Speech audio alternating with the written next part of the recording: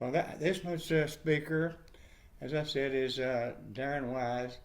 He's an all-around kind of guy, and listen to his ventures. I think we're going to find it pretty interesting. He's uh, he's an exciting. I mean,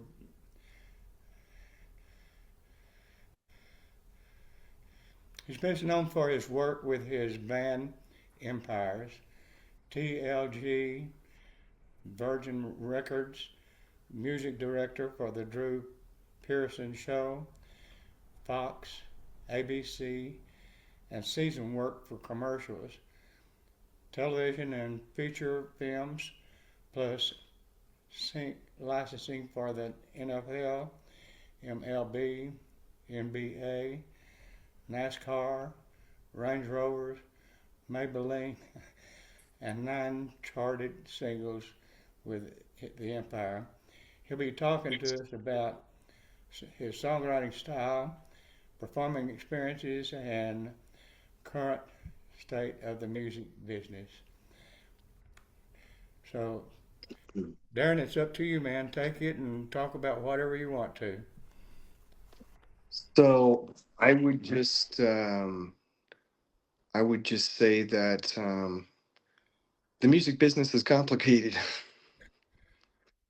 and but there's a lot of ways to consume music, and so uh, that happens through file sharing and singles, and people can just upload music to YouTube or Spotify or whatever.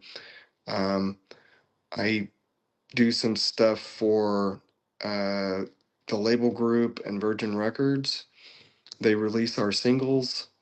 So, kind of our job is to come up with demos, and we work through that process with a couple of different record producers, one here and one in Los Angeles, and we one in Dallas and one in California, and we work those demos up and we send them to a label, and then they choose the single, and we kind of go into the production of that song, and just work through that until we know we've got something that's like, I guess an industry standard production, something that will go on radio, and then they will put that out, and it goes to all the streaming platforms. And in this case, with this label, there's about 300 radio stations in North America that play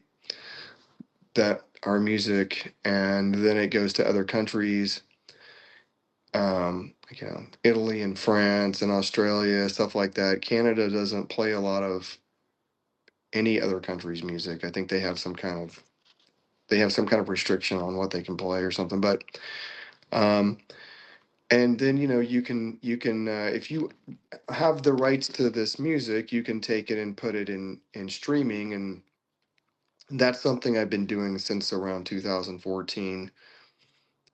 Is taking songs that I've recorded for a label and then uploading those into file sharing platforms.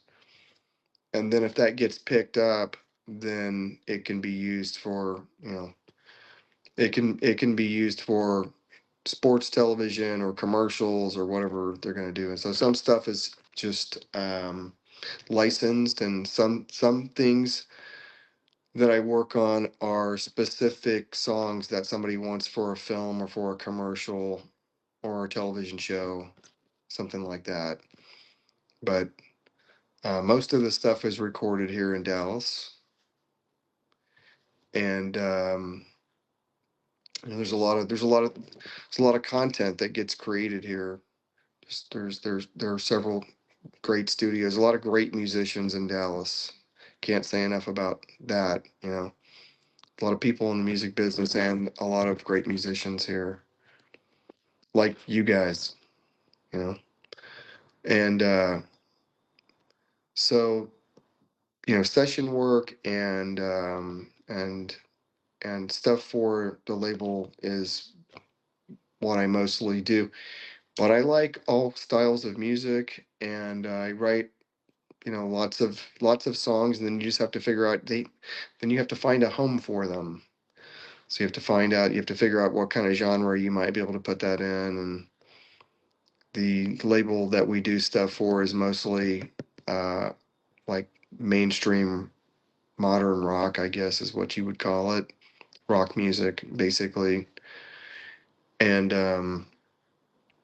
but it's interesting how many places that music goes, and no matter what kind of music you're into right now, there's there's a fan base for that. There are people that are listening to that and into it. You know, so I would say the music business is actually doing quite well. There's there's a lot of content coming out. It's just I think it's harder to control. Um, it's hard to funnel it all towards one artist. So it's really spread out, and I like a lot of it. And I do you have some kind of question?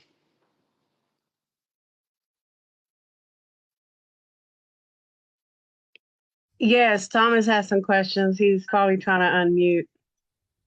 Ah, what's on your mind, my friend?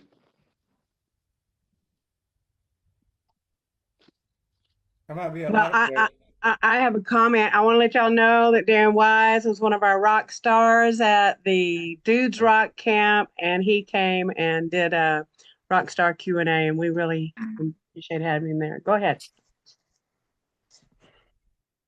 It was awesome. Was there a question? yeah, if you guys have any questions, now is the time to do it. Just I, unmute. Well, real quick, I have, yes. So what about you've got the guitar show coming up, the guitar festival. You're going to be playing it. Is Empire's playing that this year? So yes, what I do on that is when I get invited to the guitar show, I will bring my band, and we'll do, we might do we'll do a song that we have released, but uh, we mostly want to do stuff that's, kind of guitar driven music. So, I'm like, since we're at the guitar show, let's play an Ozzy song and a Metallica song while we're here, and do something that's going to have some, what I think is some exciting guitar stuff in it, and you know, anything else we can come up with that's going to be something cool, guitar driven music. How many times you've been, or how long have you been doing that? The guitar show, I think this is it's like the fourth or fifth year that Nice. I've done that. Do you go to different stages each year, or all the ways the same stage? It totally depends. Like usually what happens is Jimmy Wallace, the man that puts it on, the guitar legend Jimmy Wallace, he'll have all the guitar players designated to certain times each day, and then at the end of the day, each day of the guitar show, there will be like kind of an all-star jam. That's what it's called. And then get everybody up there, and he'll just point to you, and you have to play a solo on the spot. So that part's pretty cool, and you wind up playing with a lot of people. I've wound up playing with people that I never expected I would play with, that might be somebody I've been a fan of for a long time. That part's pretty cool. It's a great time. It's a lot of fun. I have a question. Jimmy Wallace, blues guitar player Yes, out of Dallas. this is his shirt. This is his shop. Do you know his dad? I've talked to him a little. I know Jimmy pretty well. Because I wondered, And he managed a band I was in when I first got to town, and I hadn't talked to him for a long time. I wonder how he's doing. yeah, I'm not sure Jimmy's father is still around right now, because I'm not either. he's talked about his father. Like I don't believe the man's still living, but uh I think they were from Oak Cliff, and that. But Jimmy's an absolutely great guy. He does a lot of things for the community and for musicians and everything. So I got a great story. I went to see him because we were buddies, and he wanted me to sit in. I didn't have a guitar. I wasn't ready, so I went on the stage. I play real high, like Steve Howe high, you know. okay, And they gave me a guitar, and it was sitting down about at my knees, and it wasn't, but no time to adjust it, and I couldn't play a lick, man. And Jimmy just cracked up. It was pretty embarrassing, but one of the more embarrassing moments I've ever had. Jimmy Couldn't Wallace, play it at all. Jimmy Wallace is a good friend of DSA. In fact, we inducted him into our Hall of Fame program a couple of years ago for his community service. But he always gives us preferred treatment. We never pay for a booth. He just assigns us to a booth. So yeah. he's a dear friend of DSA.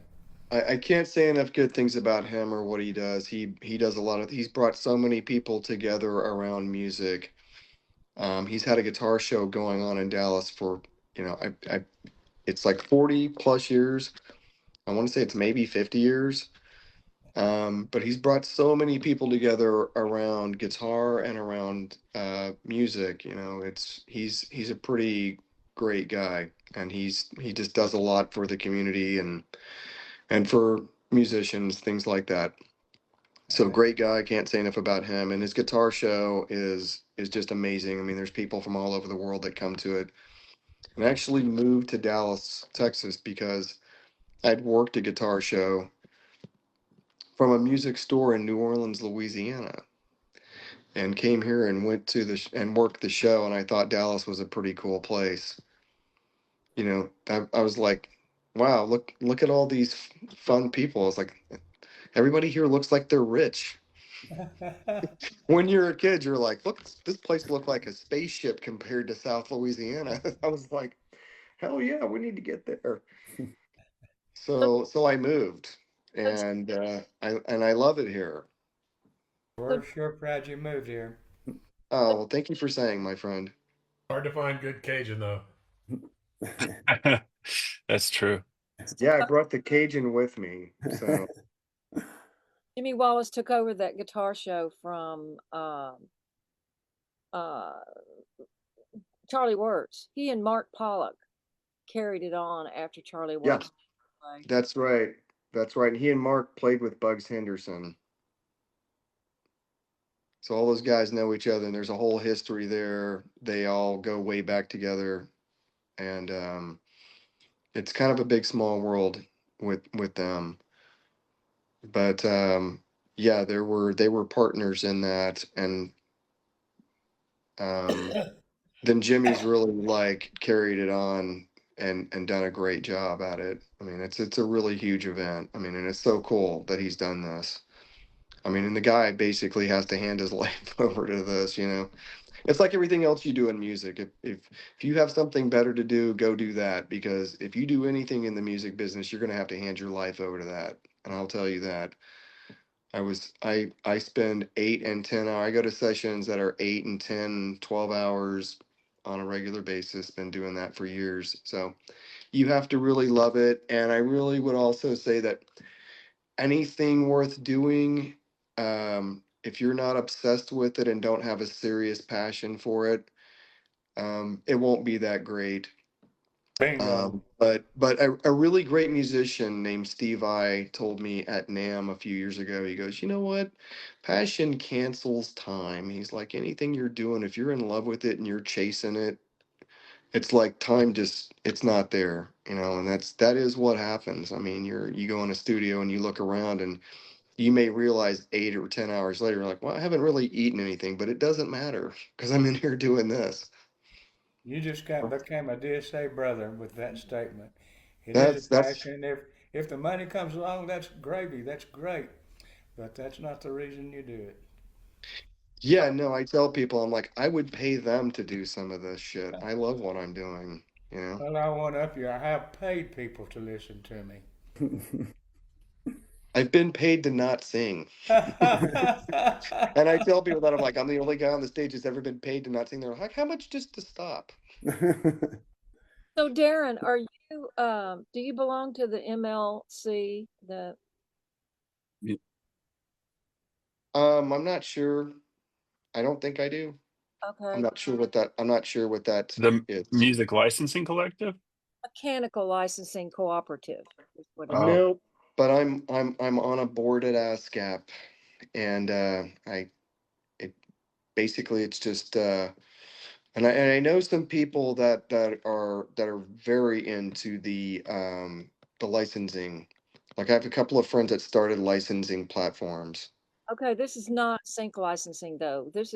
Oh, They uh let's see, I guess Oh, mechanical licenses from um it would be like remember Harry Fox and if you went yes, yeah, no, I got stuff on Harry Fox. I have a profile or whatever with them. I have an account with them.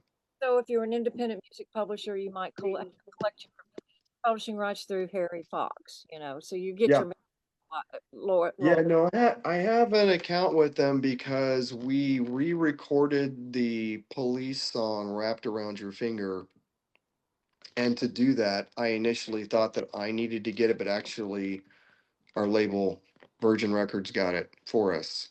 But I'd taken that out, and that kind of acquainted me with that. And then a filmmaker that I do some music for um, needed me to help him get some licensing rights to the songs we recorded for his films. So that's how I got familiar with them. so this would be for your songs. Yeah, no, I just have ASCAP work ID numbers for everything. But performance rights, not mechanical rights. Oh, yeah, no, I don't know. No, this is just for like radio plays and if somebody wants to use it in television or film or something. Yeah, I was just on, we had them come talk to us last spring. And then I was just on a workshop today online with them, just see what their, whole thing. Are they trying to get money for people playing cover songs or something? Is that it? No. They are like Harry Fox, except they're collecting from the streaming and downloads on the internet, which Harry Fox is not doing. Right. Fox is just Hmm. collecting from the CDs or whatever. They're not collecting internet streams and stuff. Yeah, we get part of our radio plays, but the streaming stuff that's through our record label. They're the ones they have the distribution deal with Virgin. So they would collect through their That's yes.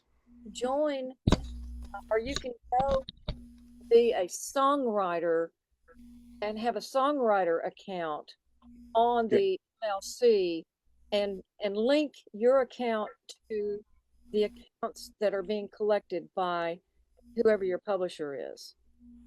And that way you can watch what they're doing, Yeah. paid for what they're coming through there, which is pretty cool, I think. But MLC Yeah. is for streaming content. yeah, and so Mm. those of you who have things on CD Baby and stuff like that, you may also have a contract with CD Baby or a distro kid to collect as a publisher to collect your streaming royalties or whatever. And so they would have a membership account on MLC.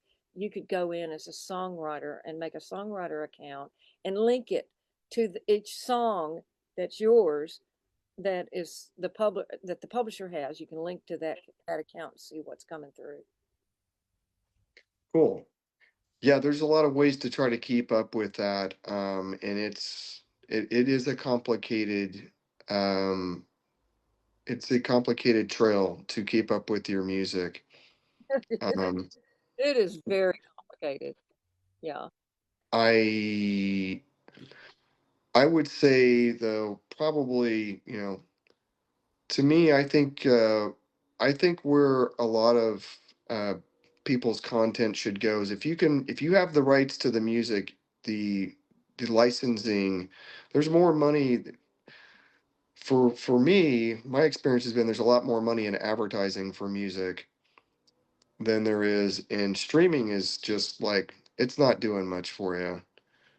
Um and that's why we really haven't even focused on that very much. It's been like radio campaigns and just to get, music charted, because that's what people think is a big deal. Hey, And that gets it rolling. That gets a lot of traction for your song.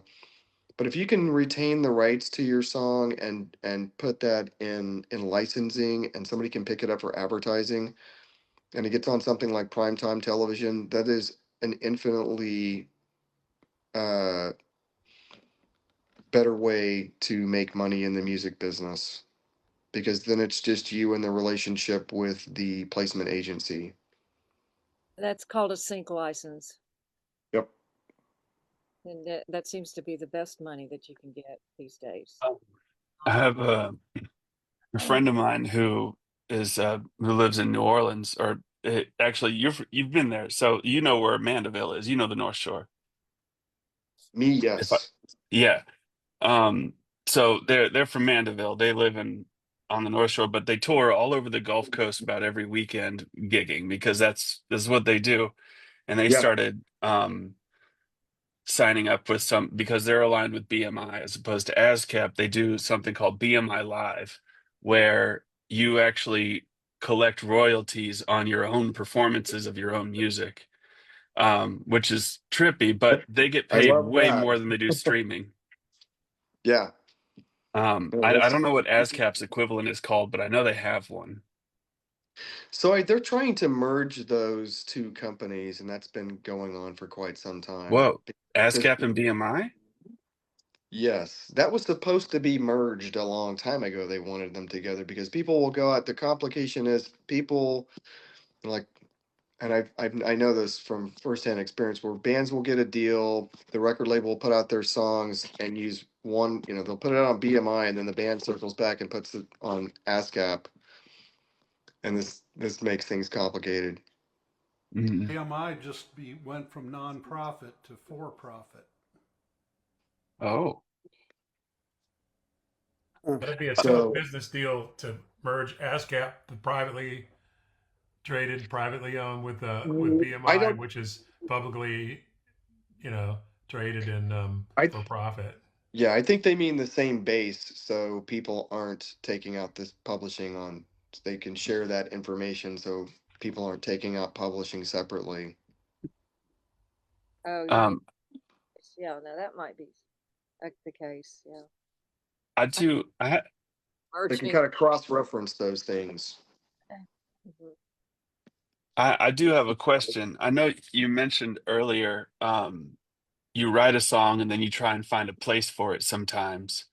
You try and pick a genre, which I know is important. Like, nobody likes to define their music like that, but when you start to get into the business side of things, it makes a difference with marketing. Um, Yeah.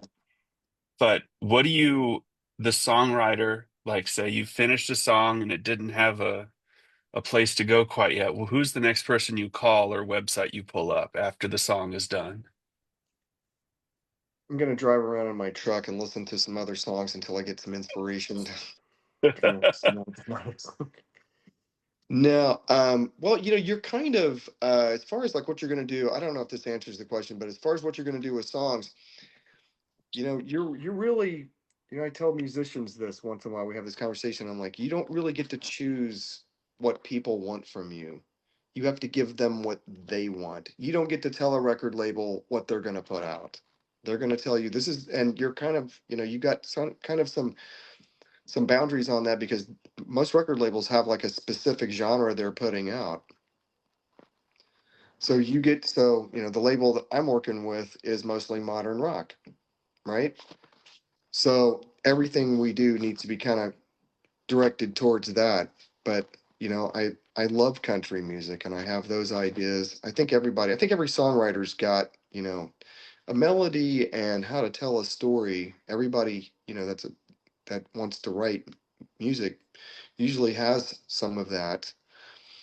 And then how you put it together for the genre or for the vibe of it or the feel of it, or where you want that to go, um, just becomes the direction that you take the song when you're writing it. So when I have a melody idea or whatever, it usually starts off with some melody. I just wake up, and have some idea in my head, or you're sitting there doing the normal things you do every day. You're putting away your clothes, or you're driving your car, and you're like, that's a pretty cool idea. What could that be? Where did I steal that idea from? Because the first thing you think usually when you have a great melody in your head is that has to be somebody. There's no fucking way I dreamed that. And then sometimes it is your idea, and then you pursue it and come up with the lyrical content that makes sense, or you have an idea for a story you want to put together, and just chase that idea until you've really got the story the way you want to tell it. Everything. It's like, here's our contemplative verse that sets up our almost resolution we've got for our pre-chorus, and then our chorus is gonna be the resolution. We're gonna meet the girl, we're gonna drive the car, we're gonna have the party, all the shit you want to do in your with your song ideas for a chorus, for something that you feel like, like a record label owner told me, dude, I don't want to hear any slow songs, all I want to hear is anthems. Everything needs to sound like a fucking race car, and let's make this badass. I want exciting shit. We've got all the slow songs we can deal with, or all the melodic, things. We want something exciting. So labels will give you an idea, and then you kind of know, you're like, I don't really need to pursue this idea. It's what they don't want, you know. Um, so anyway, it's just come up with the best idea you can, and just stay on it. And when if you think, if you really think, like, my kind of process is basically, I'll have, like, usually I start with what I think is a catchy chorus. I'm like, okay, there's a good chorus idea. And then how do we tell the rest of the story? And I'm sure everyone that writes songs kind of approaches the same thing, same way. It's like, how do we tell this story about what's happening here? And you just stay on that till you feel like you've really told the story, and you're looking at the nuance of things in your lyrics. Like, are we going too dark here? Is this too heavy? Does this really tell the story? And how do we do this metaphorically so it's creative and artistic at the same time? I mean, we can leave something up to the imagination by speaking in metaphorical terms. And how do we also make this song sound like something that relates to everyone? How does this translate to other people? Things like that. But just stay on the idea until you're like, this is the best song I can write. And then you start putting together the arrangement of it, and you demo that up, and you might have a record producer that wants to help you with that or make some changes, things like that. I hope that's helpful or answers a question. Well, So go ahead, Tom. that so that's I definitely learned a lot from that response, like how at least the flow of song idea to, hey, it's on streaming now, like everybody can listen to it. That sometimes you're really tied to what the label wants from you because you're in a contract with them. Um, and it's not so much like I have an idea for a full album of songs right now. Where can I sell it? It's can I sell these Yeah. to the label? I wish that every person that got into a record deal, I wish there were a apprenticeship basically where you have to go work at a record label, because I had a record deal with Bill Ham. Mhm. Our band got dropped because we weren't anywhere near ready for any of this, but we got dropped. And after that, I went and did some work inside of a record label, and I was like, holy shit, this is not about us at all. It's about what they want from you. You have to create what they want. Your job as a writer, when you have a record deal, or if you want to do that at all, I'm not saying everybody should. It's like, it's a great idea to sit around and write the songs you want to write, and fuck everybody's what they want. You don't have to do that all the time. Sorry for the profanity. Um, we're having a music business discussion. But I mean, basically, it's like, if you want to do something for a record, if you want to put music out there for commercial purposes, you're going to have to give them what they want. And if you go and work inside of a record label and you see what's going on, you realize it's like, like a record label owner told me. I know 4 record label owners, and they gave me the whole playbook. They're, everything I think about the music business is probably a quote from them, where they're like, "This is not about you. It's about the people that put you here." And ultimately, it is. It's their money. They're going to decide how they want to put it out and how they want to market you and all those things. But there's a million other ways to put music out there now. Like the file sharing thing is just a huge deal. And actually, I know a guy who does all the music for all these different streaming. Uh, uh, um, what are they called? They're basically called like Paramount, and that they're called not cinemas. They're not theaters. But anyway, those are the theatrical entities that put out all of this music, and now there's a lot of these, and so there's a lot more music required for that. So there's a lot of place to grab that. They're called the studios. That's the word. But all these studios, this guy does all the music for all kinds of stuff, and I play guitar on hundreds of tracks for a guy that puts all his music, that gives these people all the music. So then I met them, and they were like, "What can we do for you?" And I was like, "I'd like to meet them." So I met them and talked to them, and they're like, "Yeah, they do all the streaming for like Paramount and Universal and all these things, and they need a lot of content to cover all this stuff. So they'll license music, and so that's really a great place where music can go now. You can write, you could come up with something just amazing that doesn't work with your label at all, and go park it in one of these placement agencies. Some years ago, I did some music for the Gas Monkey television show, and then my friend was friends with this manager I knew was friends with the guy Lou Pala, who was the president of Atlantic Records, who started APM. That's also Reverb Nation.